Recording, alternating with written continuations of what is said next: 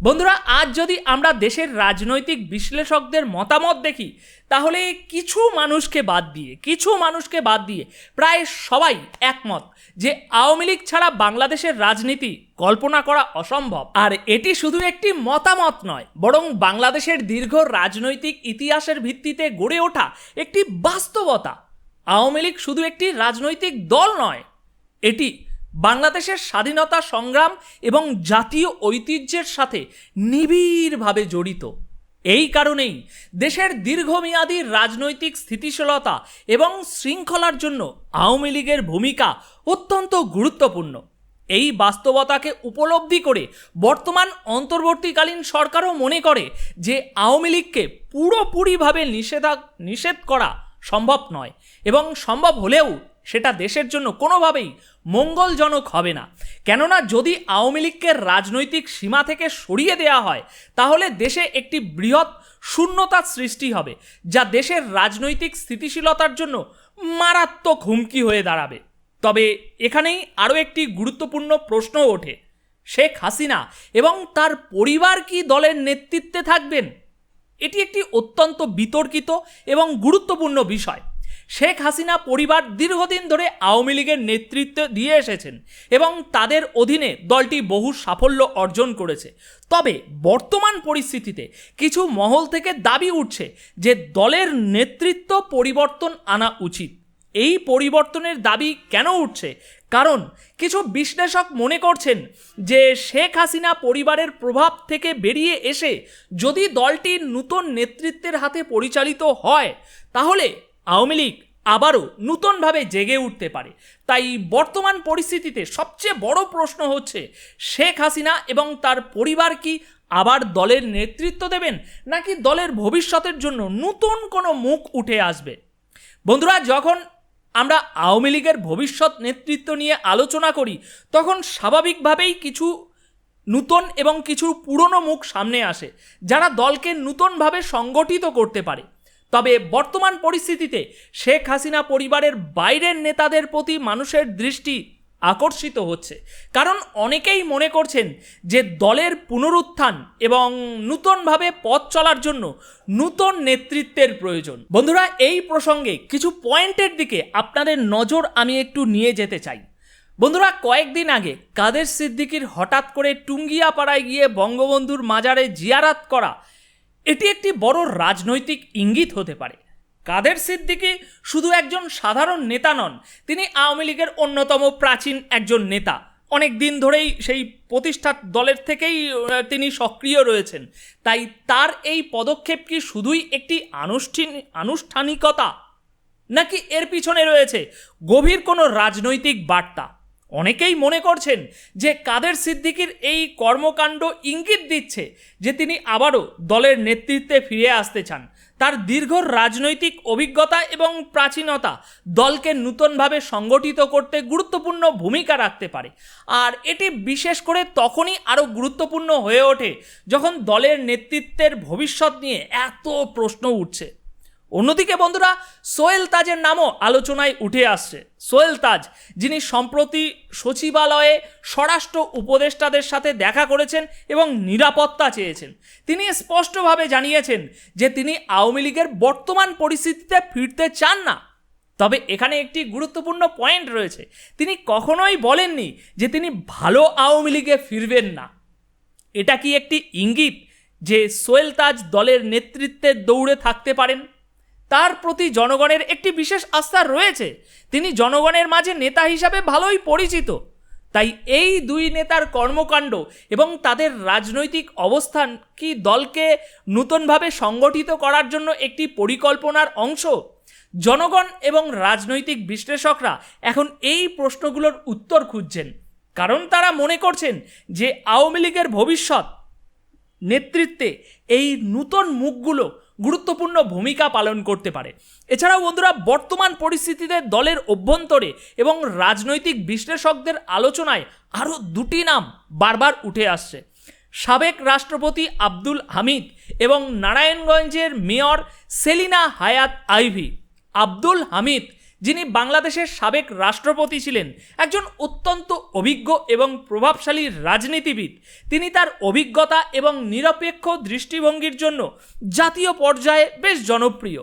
তার দীর্ঘ রাজনৈতিক কেরিয়ার এবং মেধাবী নেতৃত্বের এই গুণের কারণে তিনি দলের নেতৃত্বে নতুন দৃষ্টিভঙ্গি এবং স্থিতিশীলতা আনতে সক্ষম হতে পারেন। বিশেষ করে দেশের রাজনৈতিক সংকটের এই সময় তার নেতৃত্ব দলকে একত্রিত করার এবং নতুনভাবে সংগঠিত করার ক্ষেত্রে সহায়ক হতে পারে।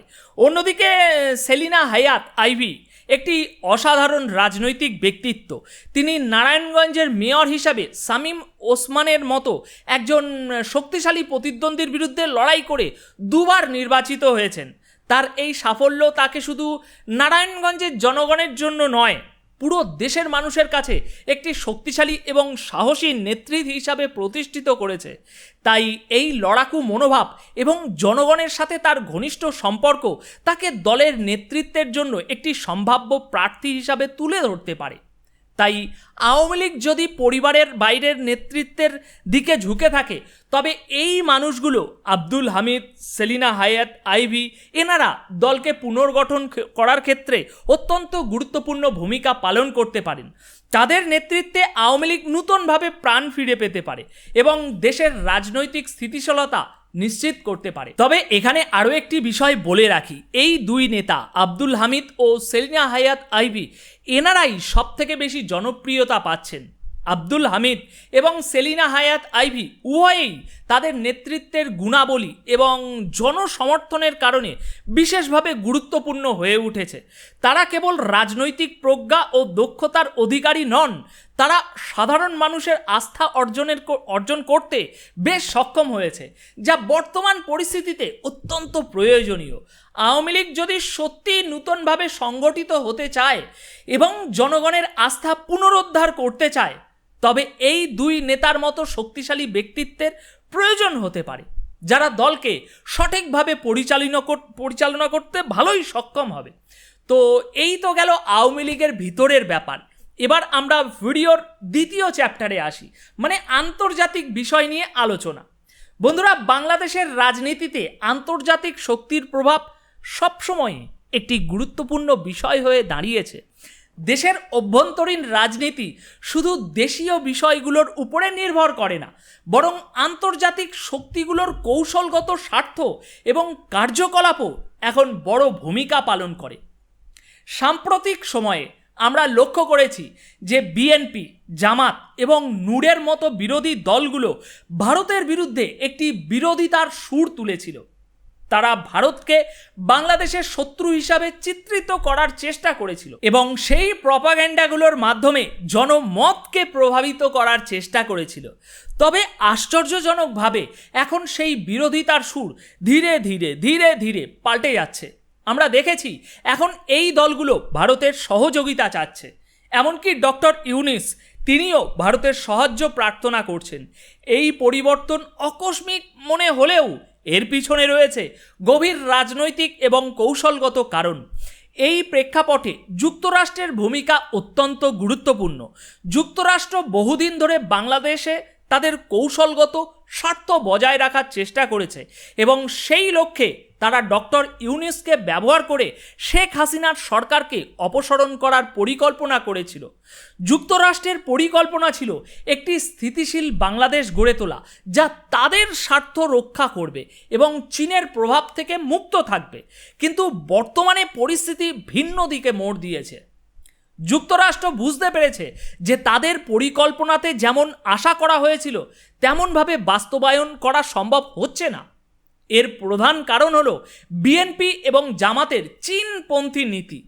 চীন বর্তমানে যুক্তরাষ্ট্রের প্রধান প্রতিদ্বন্দ্বী, তাই বাংলাদেশের উপরে চীনের প্রভাব বৃদ্ধি পেলে তা যুক্তরাষ্ট্রের কৌশলগত স্বার্থের জন্য বড় হুমকি হয়ে দাঁড়াবে। এখন বিএনপি এবং জামাতের এই চীনপন্থী নীতি যুক্তরাষ্ট্রের জন্য আরও বড় উদ্বেগের কারণ হয়ে দাঁড়িয়েছে। এই কারণেই যুক্তরাষ্ট্র এখন তাদের কৌশল পরিবর্তন করতে বাধ্য হচ্ছে। তারা বুঝতে পেরেছে যে শেখ হাসিনার সরকারকে অপসারণ করে যে পরিকল্পনা তারা করেছিল তা বাস্তবায়িত না হলে চীনের প্রভাব বাড়তে পারে এবং এর ফলে বাংলাদেশে তাদের কৌশলগত অবস্থান আগের থেকে আরও দুর্বল হতে পারে। এই পরিস্থিতিতে যুক্তরাষ্ট্র নতুন করে তাদের কৌশল নির্ধারণ করবে এবং বাংলাদেশের রাজনৈতিক স্থিতিশীলতা বজায় রাখতে তারা নতুন পরিকল্পনা গ্রহণ করবে। এর মধ্যে ভারতের সাথে সহযোগিতা বৃদ্ধির বিষয়টিও অবশ্যই যুক্তরাষ্ট্রের কৌশলের একটি অংশ হবে, কারণ ভারতও চীনের প্রভাব কমাতে আগ্রহী। কিন্তু বড় প্রশ্ন হচ্ছে, কেন যুক্তরাষ্ট্র এখন শেখ হাসিনার সরকারের পক্ষে আসতে বাধ্য হচ্ছে? বন্ধুরা, বর্তমান বৈশ্বিক রাজনৈতিক প্রেক্ষাপটে চীন যুক্তরাষ্ট্রের জন্য একটি প্রধান প্রতিদ্বন্দ্বী হিসাবে উঠে দাঁড়িয়েছে। চীন তার অর্থনৈতিক ও সামরিক শক্তিকে কাজে লাগিয়ে ক্রমেই বিশ্বের নাম্বার 1 পরাশক্তি হওয়ার পথে এগিয়ে চলেছে। এই অগ্রগতি যুক্তরাষ্ট্রের জন্য একটি বিশাল হুমকি হিসাবে বিবেচিত হচ্ছে, কারণ এর ফলে বিশ্বের বিভিন্ন অঞ্চলে যুক্তরাষ্ট্রের প্রভাব হ্রাস পাবে। তাই খুব স্বাভাবিকভাবেই বাংলাদেশের মতো একটি কৌশলগত গুরুত্বপূর্ণ দেশে চীনের প্রভাব বিস্তার যুক্তরাষ্ট্রের জন্য বিশেষভাবে উদ্বেগজনক। বিএনপি জামাতের মতো রাজনৈতিক দলগুলো চীনের সাথে ঘনিষ্ঠতা বাড়াচ্ছে, যা যুক্তরাষ্ট্রের কৌশলগত স্বার্থের জন্য মারাত্মক হুমকি হয়ে দাঁড়িয়েছে। আর ঠিক এই কারণেই যুক্তরাষ্ট্র এখন তার কৌশল পরিবর্তন করতে বাধ্য হচ্ছে রে ভাই, এবং শেখ হাসিনার সরকারকে সমর্থন করার প্রয়োজনীয়তা অনুভব করছে। শেখ হাসিনা সরকার অতীতে চীনের সাথে ঘনিষ্ঠ সম্পর্ক গড়ে তুলতে সচেষ্ট হলেও তারা সবসময়ই একটা ভারসাম্য বজায় রাখার চেষ্টা করেছে, যাতে দেশের সার্বভৌমত্ব এবং আন্তর্জাতিক সম্পর্কের ভারসাম্য বজায় থাকে। যুক্তরাষ্ট্র মনে করছে যে শেখ হাসিনার সরকারই বর্তমান পরিস্থিতিতে চীনের প্রভাব থেকে বাংলাদেশকে রক্ষা করতে এবং যুক্তরাষ্ট্রের কৌশলগত স্বার্থ কিছুটা হলেও বজায় রাখতে সক্ষম। অন্যদিকে ভারতও একটি গুরুত্বপূর্ণ ভূমিকা পালন করছে। ভারত কখনোই চায় না যে বিএনপি জামাত ক্ষমতায় আসুক, কারণ তা তাদের 7 সিস্টার রাজ্যগুলোর নিরাপত্তার জন্য বিশাল হুমকি সৃষ্টি করবে। এই রাজ্যগুলো চীনের সীমান্তবর্তী এবং সেখানে চীনের প্রভাব বাড়ার সম্ভাবনা ভারতের জন্য উদ্বেগের কারণ। তাই ভারতও আওয়ামী লীগকে সমর্থন করার প্রয়োজনীয়তা এখন আরও বেশি করে অনুভব করছে, যাতে তারা তাদের উত্তর পূর্বাঞ্চলীয় সীমান্তের নিরাপত্তা নিশ্চিত করতে পারে। তাই এই প্রেক্ষাপটে যুক্তরাষ্ট্র ও ভারতের সমর্থন আওয়ামী লীগকে পুনরায় ক্ষমতায় ফিরিয়ে আনতে অনেক সহায়ক হবে। তবে আওয়ামী লীগকে টিকে থাকতে হলে তাদের নেতৃত্ব পরিবর্তন আনা এখন অত্যন্ত জরুরি হয়ে পড়েছে। শেখ হাসিনার নেতৃত্বে দলটি সাংবিধানিকভাবে বৈধ হলেও বর্তমান পরিস্থিতিতে শেখ হাসিনা বা তার বোন বা তার ছেলে বা এক কথায় তার পরিবারের কোনো মানুষ দিয়ে দল চলবে না। দল চালাতে হলে নতুন নেতৃত্বের প্রয়োজনীয়তা স্পষ্ট হয়ে উঠেছে। যদি আওয়ামী লীগ সত্যিই দেশের জনগণের আস্থা পুনরুদ্ধার করতে চায়, তাহলে তাদের এমন কিছু নেতার প্রয়োজন যারা একদিকে দলের ঐতিহ্য বজায় রাখতে সক্ষম হবেন এবং অন্যদিকে নতুন দৃষ্টিভঙ্গি দিয়ে দলকে পরিচালনা করতে পারবেন। আব্দুল হামিদ এবং সেলিনা হায়াত আইভির মতো গ্রহণযোগ্য নেতারা এই ক্ষেত্রে গুরুত্বপূর্ণ ভূমিকা পালন করতে পারেন। তাদের নেতৃত্বে দল নতুনভাবে সংগঠিত হতে পারে এবং জনগণের আস্থা পুনরুদ্ধার করতে সক্ষম হতে পারে। আর বর্তমানে বৈশ্বিক এবং আঞ্চলিক পরিস্থিতিতে যুক্তরাষ্ট্র এবং ভারতের সমর্থন আওয়ামী লীগের জন্য অত্যন্ত গুরুত্বপূর্ণ। তবে দলের নেতৃত্বে পরিবর্তন আনাটা আরও বেশি জরুরি এবং এটি করা না হলে দলের টিকে থাকা কঠিন হয়ে পড়বে, এতে কোনো সন্দেহ নেই। এই নতুন নেতৃত্ব এবং আন্তর্জাতিক সমর্থনের সমন্বয়ে আওয়ামী লীগ আবারও শক্তিশালী হয়ে উঠতে পারে এবং দেশের রাজনৈতিক স্থিতিশীলতা নিশ্চিত করতে পারে। এখন সর্বশেষ গুরুত্বপূর্ণ প্রশ্ন হচ্ছে, এই পরিবর্তন কি আওয়ামী লীগকে টিকিয়ে রাখতে সক্ষম হবে? বন্ধুরা, যদি আমরা বাংলাদেশের রাজনৈতিক ইতিহাসের দিকে তাকাই, তাহলে স্পষ্ট দেখতে পাবো যে আওয়ামী লীগ এমন একটি দল যা সবসময়ই সংকটের মধ্যে দিয়ে গিয়েও টিকে থেকেছে।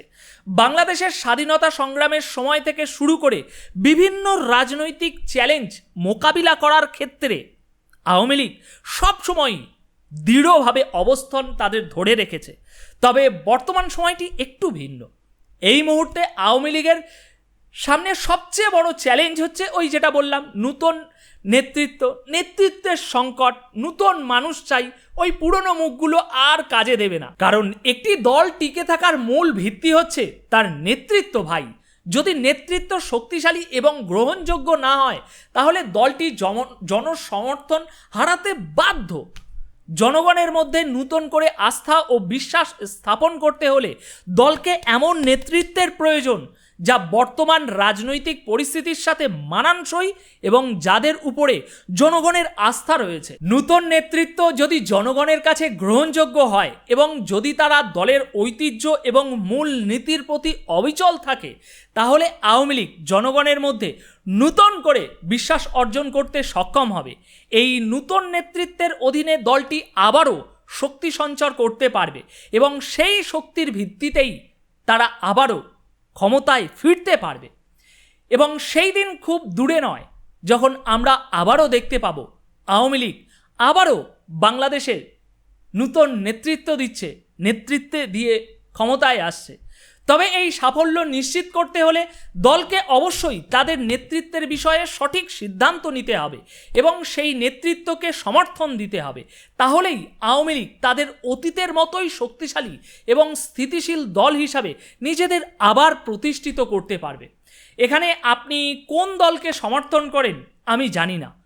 আমার সীমিত বুদ্ধি ব্যবহার করে বর্তমান পরিস্থিতি বিশ্লেষণ করে আওয়ামী লীগের ভবিষ্যৎ সম্বন্ধে আমি যতটুকু অ্যানালিসিস করতে পেরেছি তা সবই আপনাদের সামনে এই উপস্থাপন করলাম। তাই দল মত নির্বিশেষে আপনাদের প্রত্যেকের মন্তব্য আমি জানার জন্য অধীর অপেক্ষা করছি। আমি তো আমার দৃষ্টিভঙ্গি আপনাদের সামনে তুলে ধরলাম, তাই এই বিষয়ে আপনাদের মন্তব্য কী তা অবশ্যই কমেন্ট বক্সে জানিয়ে যান। আজ এই ভিডিওটি তাহলে এখানেই শেষ করছি। দেখা হচ্ছে পরবর্তী এপিসোডে বাংলাদেশের নতুন কিছু তথ্যের সাথে।